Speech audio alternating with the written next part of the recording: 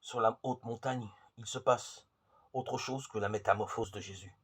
Survient une nuée qui les embombre, et survient une voix de la nuit. Celui-ci est mon fils, l'aimé. Entendez-le. Marc 9, 7. On dit souvent que cette voix reprend une promesse que Moïse fait à son peuple dans le livre du Deutéronome. C'est un prophète comme moi que le Seigneur, ton Dieu, suscitera au milieu de toi, d'entre tes frères. C'est lui que vous écouterez. Deutéronome 18, 15. Mais il est bien plus probable que l'évangile de Marc s'adosse à l'histoire de Moïse à partir d'une toute autre tradition. La première génération chrétienne aimait en effet forger son langage croyant à partir d'un récit d'investiture que transmet le livre des Nombres. Tout commence avec la contestation que Myriam et Aaron formulèrent un jour à l'égard de Moïse en disant « Est-ce donc à Moïse seul que le Seigneur a parlé?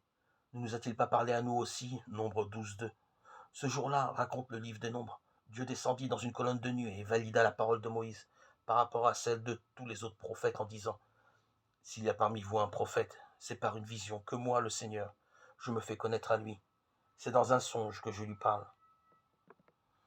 Il n'en va pas de même pour mon serviteur Moïse, lui qui est mon homme de confiance pour toute ma maison. » Nombre 12, 6, 7.